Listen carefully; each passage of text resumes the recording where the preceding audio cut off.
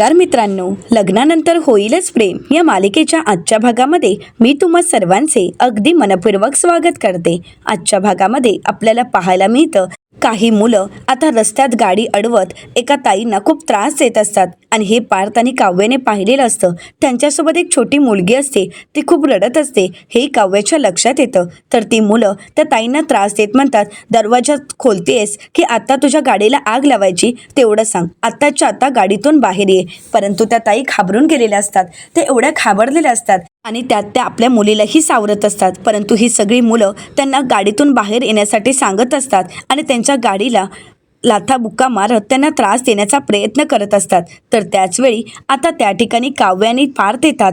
तर काव्य म्हणू लागते, ही काय चाललंय, काय प्रकार आहे, एखाद्या बाईला रस्त्यात अडवून तिला त्रास देणं हे चालणार नाही। तर ती मुलं म्हणू लागतात, तू कोण आहेस आणि तू आम्हाला थांबवणारी कोण, तू तुझ्या रस्त्याने निघून जा।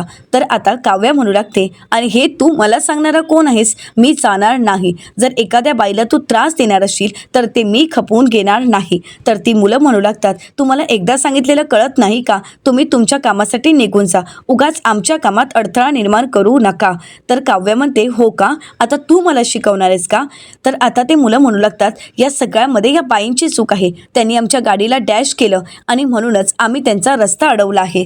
तर आता त्या ताई म्हणतात, नाही हो ताई, मी असं काहीही केलं नाही। तर काव्य म्हणते, एक मिनिट, नक्की काय घडलंय हे मला कळेल का। तर त्या ताई म्हणतात की हो, अहो या मुलांनी एकमेकांसोबत रेस लावली होती आणि 2 गाडींवर तिघं बसले होते आणि या रेसमध्ये त्यांनी माझी गाडी अडवण्याचा प्रयत्न केला, मला ओव्हरटेक करत ते पुढे आलेत, परंतु त्याचवेळी एकाचा गॉगल पडला आणि म्हणूनच मी गाडीचा ब्रेक लावला आणि ब्रेक लावला त्यावेळी यांच्या गाडीला माझी कार डॅश झाली, बाकी काहीच घडलं नाहीये, परंतु हे काही मला त्रास देणं थांबवतच नाहीयेत। तर आता काव्य म्हणू लागते, तुमच्या गाडीला या ताईंनी डॅश केलं याचा तुमच्याकडे काही पुरावा आहे का। तर त्यातील एक मुलगा म्हणतो की हो, आमच्याकडे पुरावा आहे आणि तू आम्हाला कायदा शिकवू नकोस। तर काव्य त्या मुलाला म्हणते, मी फक्त तुला एवढंच विचारलं की तुमच्याकडे पुरावा आहे का। तर तो दुसरा मुलगा म्हणतो की हो, आम्ही तिघंजण एका बाईकवर बसलो होतो आणि आमच्या गाडीला डॅश केलं हे आमच्या मागच्या 3 मित्रांनी पाहिलेलं आहे आणि ते तिघेजण साक्षीदार आहेत। तर काव्य म्हणते, वा रे वा, म्हणजे तुमच्या बाईक किती 2 आणि एका बाईकवर किती जण बसला होता, 3 जण, म्हणजे याचाच अर्थ काय, तर तुम्ही नियमांचं उल्लंघन केलं आणि हे जर समोर आलं तर तुम्हाला 6 जणांना शिक्षा होऊ शकते। तर आता काव्य पार्थला म्हणते, बरोबर बोलतेय ना पार्थ। तर पार्थ म्हणतो, हो, आणि तसंही एका बाईला असं रस्त्यात अडवून तिला त्रास देणं यावर सुद्धा यांना शिक्षा होऊ शकते ना। तर काव्य म्हणते, हो, असं म्हणत आता काव्य त्यांना सगळी कलम वाचून दाखवते आणि त्यांना काय शिक्षा होऊ शकते हे सांगू लागते। तर ते म्हणू लागतात, आता कायदे तूच शिकवणार आहेस का आम्हाला। तर काव्य म्हणते, हो, कारण मी भावी PSI आहे, त्यामुळे आता मी तुम्हाला सांगते कायदे काय असतात। तर ती दुसरी मुलं काव्याला त्रास देत म्हणतात, इथे येऊन आमच्या एरियात येऊन आम्हाला शिकवायचं नाही, हा एरिया आमचा आहे। तर काव्य म्हणते, तू कोण आहेस रे, या एरियाचा भाई आहेस का, तू मला शिकवणार आहेस, आता कायदे काय असतात ना हे मी तुला शिकवते। असं म्हणत आता काव्या त्या मुलांना बाजूला घेऊन येत म्हणते, या आता मी तुम्हाला सांगते की तुम्हाला काय काय शिक्षा होऊ शकते। असं म्हणत आता काव्याने कायद्याचा पाडाच वाचायला सुरुवात केलेला असतो आणि त्याचवेळी त्या मुलांचं लक्ष नाही हे पाहत काव्य इशारा करत पार्थला त्या ताईंना गाडी घेऊन जायला सांगते। आता पार्थ त्या ताईंना तिथून जायला सांगतो, त्या ताई तिथून निघून जातात। तर त्यावेळी ती मुलं त्यांचा पाठलाग करण्याचा प्रयत्न करतात, परंतु त्यांची कार दूर निघून गेलेली असते आणि त्यामुळे शेवटी काही त्या ताई त्या मुलांच्या हाती लागतच नाहीत। तर ती सगळी मुलं एका लाईनमध्ये उभी राहतात आणि काव्याने पार्थला धमकी देत म्हणतात, तुम्ही आमच्या रस्त्यात आलात, तुम्ही आमची दिशाभूल करून त्यांना इथून पळायला भाग पाडलं, त्यांना मदत केली, आता तुम्ही इथून कसे जाता हे आम्ही बघतो। असं म्हणत त्यातील एक मुलगा दुसऱ्याला म्हणू लागतो, जा रे, यांच्या गाडीची चावीच घेऊन ये, बघूयात हे इथून कसे जातात। असं म्हणताच आता त्यातील एक मुलगा पार्थच्या गाडीची चावी घेऊन येतो आणि पार्थ समोर उभा राहत त्याला चावी दाखवतो। पार्थ म्हणू लागतो, चावी दे, परंतु तो मुलगा पार्थला म्हणतो, चावी मिळणार नाही। तर पार्थ त्याला म्हणतो, आता तू स्वतःहूनच मला गाडीची चावी देणार आहेस। असं म्हणत आता पार्थ त्या सगळ्यांकडेच पाहू लागतो। तर दुसरीकडे देशमुखांच्या घरी आपल्याला पाहायला मिळतं नंदिनी आणि मानिनीताई यांच्या गप्पा चालू असतात. नंदिनी म्हणू लागते, पार्थ एवढे खोडकर होते वाटत नाहीये. तर मानिनीताई म्हणतात, हो का अगं, पण तुला माहित नाहीये की ह्या पार्थने किती खोडी केल्या आहेत. नंदिनी म्हणते, बिचारे जीवा. तर नंदिनीला मानिनीताई म्हणू लागतात, अगदी खरं आहे, जीवा हा बिचाराच होता. अगं, आम्हाला तर प्रश्न पडायचा की 7-8 वर्ष झालीत तरी सुद्धा अजूनही जीवा अंथरूण ओलं का करतोय. परंतु त्यानंतर आम्हाला समजलं की हा पार्थ रात्रभर त्याला भूताच्या गोष्टी सांगायचा असं म्हणतात. तर नंदिनी हसू लागते. नंदिनीला खूप हसायला येत असतं. तर मानिनीताई नंदिनीला म्हणतात, अगं हो. आता नंदिनीचं काही हसू आवरत नसतं. नंदिनीच्या चेहऱ्यावरचा आनंद पाहून मानिनीताई नंदिनीला म्हणतात, नंदिनी अगं, आज किती बरं वाटते की तुला असं खळखळून हसताना पाहून तुझ्या चेहऱ्यावरचा आनंद परत आलाय. हे पाहून खरंच मला समाधान वाटतंय. असं म्हणत त्या दोघींच्याही गप्पा चालू असतात. आणि त्याचवेळी जीवा आता नंदिनीचा पेनड्राईव्ह घेऊन खाली आलेला असतो. तर मानिनीताई नंदिनीने म्हणतात, ये ना ग परत. मी बोलू का धनंजय भाऊजींशी? मी हवं तर धनंजय भाऊजींशी बोलते आणि जीवालाही समजावते. त्यालाही म्हणते की बस कर आता ही भांडणं, आता कर एकदा पॅचअप आणि पुन्हा एकदा नंदिनी या घरात तू राहायला ये. अगं, तू घरात आलीस ना की घर अगदी भरल्यासारखं वाटतं. आता तिथे जीवा आलेला असतो आणि जीवाने सगळं बोलणं ऐकलेलं असतं. आता नंदिनी शांतच होते. तर जीवा समोर येताच मानिनीताई म्हणू लागतात, अरे जीवा, आलास तू? अरे बाबा तुझी वाट पाहत होते. त्यांना वाटलं होतं की तू त्यांच्यासोबत ऑकला जाणार, परंतु तू काही आला नाहीस. त्यांनी वाट बघितली आणि मग एकटेच निघून गेलेत. तर जीवा मानिनीताईंना म्हणतो, बरोबर आहे आई तुझं, खूप वाट बघावी लागली की माणसं कंटाळून निघून जातात. आता हे ऐकल्यानंतर नंदिनीला धक्काच बसतो. नंदिनी जीवाकडे पाहू लागते. तर मानिनीताई म्हणतात, नाही रे, असं काही नाहीये, ते कोपऱ्यावरच्याच ग्राउंडवर गेले आहेत, येतीलही परत. तर जीवा म्हणतो, अगं आई, तेच तर मी तुला सांगतोय. अगदी खरं आहे, परंतु दरवेळी गेलेले परत निघून येतील याची काही गॅरंटी नाही ना. असं म्हणत आता जीवा नंदिनीच्या समोर उभा राहतो. तिच्या हातात पेनड्राईव्ह देतो आणि म्हणू लागतो, हे घ्या तुमचा पेनड्राईव्ह. तुमचं पीपीटी तयार आहे आणि हे पीपीटी मी पूर्ण बनवलं आहे. आता हे पाहताच नंदिनी खुश होते आणि नंदिनी म्हणू लागते, थँक्यू सो मच. आता हे तरी पीपीटी क्लायंटला आवडू देत. तर आता जीवा म्हणू लागतो, क्लायंटला किंवा कोणालाही आवडणार नाही, रिजेक्ट होईल. असं काही जीवा देशमुख करतच नाही. तर नंदिनी म्हणते, परंतु जीवा, खरंच तुम्ही माझं मोठं काम केलं आहे. आता हे पीपीटी पाहून बाबा खरंच खुश होतील. परंतु मी बाबांना सांगितलंच नाही आहे की हे पीपीटी मी तुम्हाला बनवायला सांगितलं आहे. तर जीवा म्हणतो, ते मला कळलं. नंदिनी म्हणते, कसं काय? तर नंदिनीला जीवा म्हणू लागतो, कारण मी तुमच्या वडिलांना म्हणजेच धनंजय मोहिते यांना फोन केला होता, तेव्हाच मला कळालं. नंदिनी म्हणते, काय? तर जीवा म्हणतो, हो, पण काळजी करू नका. त्यांना मी हे कळू दिलं नाही की त्या ज्यांचा तिरस्कार करतात तो जीवा देशमुख त्यांचं पीपीटी बनवून देणार आहे. परंतु हो, आता मी ठरवलं आहे की तुम्हाला अजून एक महत्त्वाची आणि चांगली मदत करायची, म्हणजे तुम्हाला आणि तुमच्या बाबांनाही खरंच खूप मोठी मदत होईल. आता जीवा असं बोलताच नंदिनी जीवाला विचारते की कसली? तुम्ही कोणती मदत करणार आहात? आता नंदिनीला मात्र काहीच कळालेलं नसतं. तर मानिनीताई म्हणू लागतात, तुम्ही दोघं बोला, मी आलेच देवाला दिवा लावून. असं म्हणत मानिनीताई देवाला दिवा लावण्यासाठी निघून जातात. तर इकडे नंदिनी जीवाला म्हणू लागते, जीवा प्लीज माझं ऐकून तरी घ्या. जीवा, हे बघा, मला तुमची कुठलीच मदत नको आहे. मी मदतीसाठी आलेच नाही आहे, फक्त मला तुमचा वेळ हवा आहे. तर जीवा विचारतो, कशाला? तर नंदिनी म्हणते, बोलायचं आहे, खूप काही बोलायचं आहे तुमच्याशी. तर जीवा नंदिनीला म्हणतो, हे बघा. तर नंदिनी जीवाला म्हणते, मला शांतपणे तुम्हाला सॉरी बोलायचं आहे. मला सगळं प्रकरण कळालं आहे. मला गुड्डू भेटला होता आणि काय घडलं आहे हे गुड्डूने मला सगळं काही सांगितलं आहे. आणि त्यावेळी मला कळालं की यामध्ये तुमची काहीच चूक नाही, चूक आहे ती माझी. जीवा, मला हे कळालं आहे की तो व्हिडिओ गुड्डूने पोस्ट केला होता आणि ती दारूची बॉटलसुद्धा गुड्डूचीच होती. हे मला कळालं आहे की या सगळ्यामध्ये तुमची काहीच चूक नाही आहे आणि त्यासाठीच मला जीवा तुमची माफी मागायची आहे. खरंच जीवा, मला सत्य कळालं आणि त्यानंतर मी ठरवलं की तुमच्या समोर येऊन तुमची माफी मागायची. तर जीवा नंदिनीला म्हणतो, हे सगळं कळायला आणि माझ्यावर विश्वास ठेवायला तुला गुड्डू लागला, म्हणजे गुड्डूने जर सांगितलं नसतं तर तुला ही गोष्ट कधी कळालीच नसती आणि तू माझ्यावर विश्वास ठेवलाच नसता, हो ना? तर नंदिनी म्हणते, नाही जीवा, असं काही नाही आहे, प्लीज माझं ऐकून तरी घ्या, प्लीज मला समजून तरी घ्या. तर जीवा म्हणतो, मग कसं आहे, जे काही आहे ते सगळं काही मला कळालं आहे, त्यामुळे तू आता एक्सप्लेन करण्याचा प्रयत्न करू नकोस. आणि त्याचवेळी दरवाजाची बेल वाजते. मानिनीताई म्हणतात, मी बघते. असं म्हणत मानिनीताई दरवाजा उघडून पाहतात. तर दरवाजावर वकील साहेब आलेले असतात. आता वकिलांना पाहताच मानिनीताईंना धक्काच बसतो. तर वकील साहेब माननीताईंना विचारतात की जीवा देशमुख आहेत का, तर माननीताई म्हणतात की हो आहे ना. तर आता ॲडव्होकेट म्हणू लागतात की मला त्यांना भेटायचं आहे.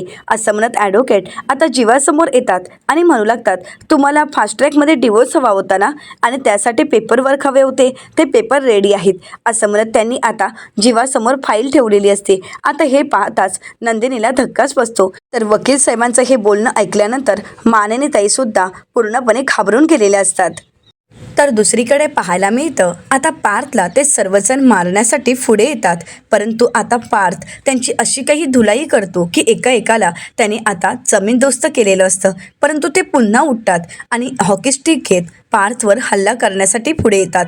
परंतु त्याचवेळी पार्थ काव्याला घेतो आणि तिला असं काही गोल फिरवतो की त्यामुळे एका फटक्यात सर्वजण खाली पडतात. आता पुन्हा एकदा उठून उभे राहत ते पार्थ आणि काव्याला मारण्यासाठी त्यांच्या दिशेने येत असतात. तर इकडे काव्या आणि पार्थ फक्त एकमेकांकडे पाहत असतात. आता काव्या नकळतच पार्थच्या गालावर किस करते. तर त्यानंतर आता पुन्हा त्या दोघांवर हल्ला करायला सुरुवात करतात. आता ती मुलं हल्ला करत असताना पार्थ त्यांचे प्रत्येक डाव उधळून लावत असतो. आता ती मुलं काव्यावर हल्ला करणार तर पार्थ पुन्हा एकदा त्यांची चांगलीच धुलाई करतो. परंतु ते पुन्हा एकदा पार्थला मारण्यासाठी येत असतात. पार्थ त्यांना वेळोवेळी धडा शिकवत असतो. आता मात्र ती सर्वजण घाबरून गेलेले असतात आणि ते तिथून पळ काढतात. परंतु जो मुलगा ज्याच्याकडे चावी असते तो मात्र आता आपल्या हातातील चाकू घेत आता काव्याला पकडून तो चाकू काव्याच्या मानेवर पकडतो. आता हे पाहून पार्थ मात्र घाबरून गेलेला असतो. तर दुसरीकडे देशमुखांच्या घरी आपल्याला पाहायला मिळतं की आता माननीताई जीवासमोर उभ्या राहतात आणि जीवाला विचारतात की कोणाचे डिवोर्स पेपर. तर जीवा म्हणतो की माझा आणि नंदिनीचा डिवोर्स होणार आहे आणि त्यासाठीच मी डिवोर्स पेपर मागवले आहेत. आता हे ऐकल्यानंतर नंदिनीच्या पायाखालची जमीनच सरकते. माननीताईंना तर धक्काच बसतो. माननीताई म्हणतात चूप, एकदम चूप, आता गप्प बसायचं. असं म्हणत ते जीवाला शांत करतात आणि त्यानंतर वकील साहेबांना म्हणू लागतात सॉरी सर, तुमचा काहीतरी गैरसमज झाला आहे त्यामुळे तुम्ही. तर त्याचवेळी जीवा म्हणतो नाही आई, आताच गैरसमज दूर झाला आहे.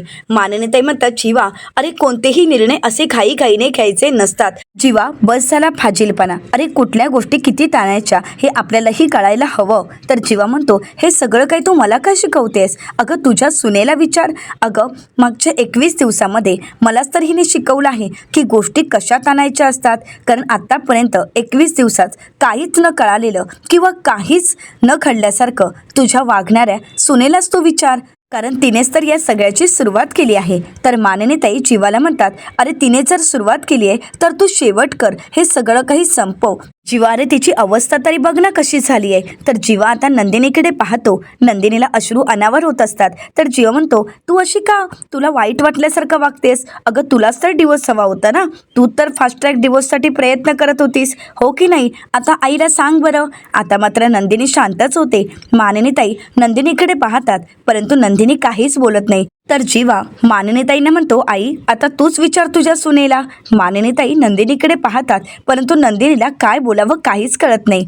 तर दुसरीकडे पाहायला मिळतं आता पार्थ त्या मुलावर चिडतो आणि म्हणू लागतो आताच्या आता तो चाकू बाजूला कर, यांना जर काही झालं तर मी तुला उभा चाळेन, तुला कळतंय का? तर तो म्हणू लागतो नाही सोडणार, जे करायचंय ते करा. तर आता काव्या पार्थला शांत करत म्हणते पार्थ तुम्ही शांत व्हा बरं.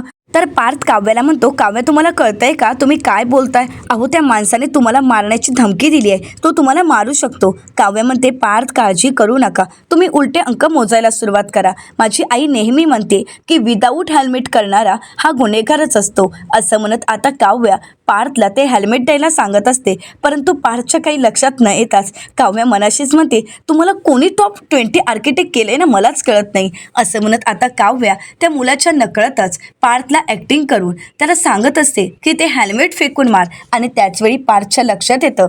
आता पार्थ एक एक पाऊल मागे टाकत त्या हेल्मेटपर्यंत पोचत ते हेल्मेट घेत आता काव्याच्या दिशेने भिरकावून देतो. आता आपल्या डोक्यावर बसेल या भीतीने त्याने चाकू बाजूला केलेला असतो. तर त्याचवेळी काव्य ते हेल्मेट घेते आणि चांगलंच त्याच्या डोक्यावर आदळते. आता तो मुलगा जमिनीवर कोसळलेला असतो. आता काव्य आणि पार्थ एकमेकांकडे पाहतात.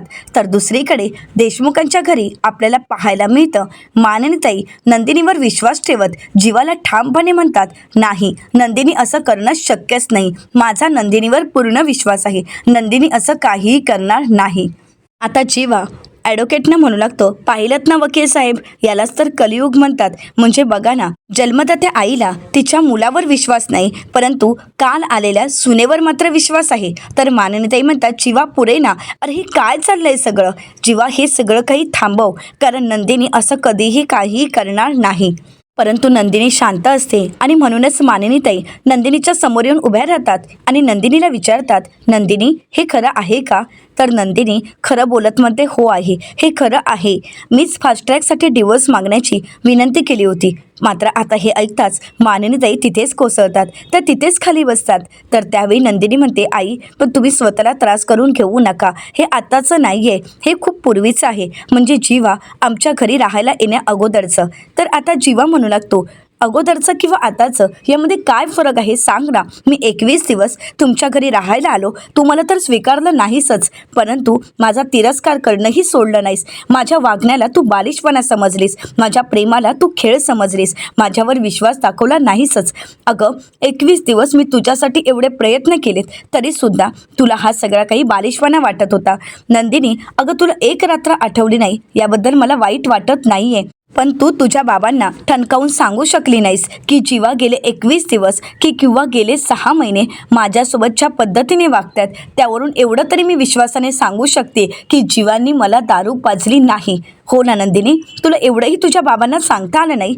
एवढाही तुझ्या जीवावर विश्वास नव्हता का? गेल्या 6 महिन्यात तू जीवाला एवढंही ओळखू शकली नाहीस? नाही नंदिनी, खरं तर तुला हे नातंच नको आहे, हे मला कळालं आहे. तुला या नात्यातून सुटका हवी आहे आणि म्हणूनच तू फास्ट ट्रॅकसाठी विनंती केली होतीस, परंतु आता मी ही पूर्ण करणार आहे. तर नंदिनी म्हणते, प्लीज जीवा असं काहीही करू नका. अहो त्याबद्दलच बोलण्यासाठी मी इथे आले आहे ना. तर जीवा म्हणतो, कधी सांगणार आहेस? तू तुझ्या बाबांना त्यावेळी काहीच सांगू शकली नाहीस आणि आता तू इथे आली आहेस मला सांगण्यासाठी. अगं आता मला सांगून काय उपयोग आहे सांग ना. म्हणजे असं आहे, तुझ्या मनाला येईल तसं तू वागणार आहेस. तुला ज्यावेळी वाटेल त्यावेळी तू माझ्याशी बोलणार आणि ज्यावेळी तुझ्या मनात माझ्याशी बोलायचं नसेल त्यावेळी तू पाठ फिरवणार आणि मी जर पाठ फिरवली तर मग तुला वाईट वाटणार. म्हणजे या सगळ्यात फक्त प्रत्येक वेळी तुला वाईट वाटणार, म्हणजे प्रत्येक वेळी तुला हवं तसं वागावं असं तुझी अपेक्षा आहे. परंतु नाही नंदिनी, प्रत्येक वेळी तुला हवं तसं होणार असं घडणार नाही. फास्ट ट्रॅक डिवोर्स तुला हवा होता, परंतु आता आपण एकत्र यायचं की नाही हे मी ठरवणार, हा निर्णय माझा असणार. असं म्हणत आता जीवाने सुद्धा ठणकावून नंदिनीला चांगलंच सुनावलेलं असतं. नंदिनी आता पूर्णपणे घाबरून गेलेली असते. तिच्या वागण्याचा तिला कुठेतरी पश्चाताप होत असतो, परंतु जीवाने तिला या गोष्टीची जाणीव करून दिलेली असते की आता वेळ निघून गेली आहे. आता जीवा वकील साहेबांकडे पेपर मागतो, त्यावेळी मानिनीताई पुढे येत म्हणतात, नाही जीवा तू असं काही करणार नाहीयेस. जीवा तू असा टोकाचा निर्णय घेणार नाहीयेस. जीवा आपण शांतपणे बसू आणि बोलू ना. अरे नातं असं सहज तोडता येत नाही. तर जीवा म्हणतो, नातं तोडण्यासाठी अगोदर ते जोडलं तरी असायला हवं. अगं आमचं नातं नेहमीच तळ्यात मळ्यात गटांगळ्याच खात आलं आहे आणि त्या नात्याला काही अर्थच नाही आहे. त्यापेक्षा ते नातं संपलेलंच बरं. असं म्हणत जीवा डिवोर्स पेपर घेत त्यावर सही करणार. तर मानिनीताई नंदिनीला म्हणतात, नंदिनी अगं तू तरी काहीतरी बोल ना. परंतु नंदिनीला काय बोलावं काहीच कळत नाही, कारण या सगळ्यात जीवा ऐकून घेण्याच्या मनस्थितीतच नसतो आणि जीवाने तर आता त्याचा निर्णय ठरवलेला असतो आणि त्यामुळे मानिनीताईंनी कितीही काही सांगितलं तरी सुद्धा जीवा मात्र काही ऐकून घ्यायला तयारच नसतो. तर दुसरीकडे पाहायला मिळतं, पार्थ आणि काव्या अजूनही त्या माणसाकडे बसूनच असतात. तो शुद्धीवर येण्याची वाट पाहत असतात. काव्या म्हणू लागते, अरे बाबा उठ ना. तर पार्थ म्हणतो, अरे उठ आता. तर काव्या म्हणते, अरे तुला पाहण्यात आम्ही आमचा वेळ फुकट घालवलाय. आता संध्याकाळही झाली आहे, आमचा मौल्यवान वेळ आम्ही तुला पाहण्यातच फुकट घालवलाय. तर त्याचवेळी तो म्हणू लागतो की माझे मित्र, काव्य म्हणू लागते, गेलेत. तुझी ही अवस्था पाहून तुझे मित्र सुद्धा तुला सोडून गेलेत. तर ते म्हणू लागतात, मग तुम्ही काय इथे बसला आहात? तर त्यावेळी पार्थ म्हणतो, कारण मी तुला म्हणालो होतो तू चावी स्वतःच्या हातानेच मला देणार आहेस. असं म्हणत आता पार्थ त्याच्याकडून चावी घेतो आणि त्यानंतर पार्थ आणि काव्य निघालेले असतात. तर काव्य म्हणू लागते, खरंच तुम्ही डॅशिंग अभिमन्यू आहात. तर पार्थ म्हणतो, आणि तुम्ही उत्तरा. तर त्यावेळी आता काव्या पार्थला म्हणते, आता तरी तुमचा निर्णय झाला ना? आता तरी तुमची गाडी कुठपर्यंत पोहोचली हे तुम्ही मला सांगणार आहात ना? पार्थ काहीच बोलत नाही. तर काव्य म्हणू लागते, देशमुख अहो बोला ना. माझी बोलती कायमची बंद झाल्यानंतर तुम्ही बोलणार आहात का? तर त्याचवेळी पार्थ काव्याला म्हणतो, काव्या तुम्ही काहीही बोलू नका हा. तर दुसरीकडे तो माणूस पार्थवर राग असल्यामुळे आता हॉकी स्टिक घेऊन पार्थला मारायला येणार हे ज्यावेळी काव्या पाहते त्यावेळी पार्थला वाचवण्यासाठी काव्यामध्ये पडते आणि त्याचवेळी ती हॉकी स्टिक काव्याच्या डोक्यात बसते आणि आता मात्र काव्या खाली कोसळते. पार्थ काव्याला सावरतो परंतु त्यावेळी तो माणूस मात्र तिथून पळून निघून जातो. पार्थ पाहतो, काव्याला आवाज देतो आणि ज्यावेळी पार्थ आपला हात पाहतो त्यावेळी काव्याच्या डोक्यातून रक्तस्राव झालेला असतो. आता मात्र पार्थ मोठ्यानेच काव्याची हाक मारतो परंतु काव्याने काही डोळे उघडलेले नसतात. तर येणाऱ्या पुढील भागामध्ये आपल्याला पाहायला मिळतं, जीवा नंदिनीला म्हणू लागतो सही करा. नंदिनी म्हणते जीवा प्लीज माझं ऐकून तरी घ्या. तर जीवा म्हणतो आता मला काही ऐकायचंच नाही, हे पेन घ्या आणि सही करा. आता नंदिनी सही करणार आणि नंदिनीची सही करूनही झालेली असते आणि त्याचवेळी पार्थ देशमुख हा फोन नंदिनीच्या फोनवर आलेला असतो. नंदिनी फोन उचलते आणि आता पार्थचं बोलणं ऐकल्यानंतर नंदिनीला धक्काच बसतो. नंदिनी तिथेच कोसळते. तर आता नक्की काव्य या सगळ्यातून वाचू शकेल का हे पाहणं अतिशय रंजक ठरणार आहे. मित्रांनो, अशाच मालिकांचे नवनवीन अपडेट पाहण्यासाठी चॅनलला नक्कीच सबस्क्राईब करा. आजचा व्हिडिओ तुम्हाला कसा वाटला हे कमेंट करून नक्कीच कळवा. आजचा व्हिडिओ जर तुम्हाला आवडला असेल तर व्हिडिओला लाईक करायलाही विसरू नका. व्हिडिओ पाहिल्याबद्दल तुम्हा सर्वांचे अगदी मनपूर्वक धन्यवाद.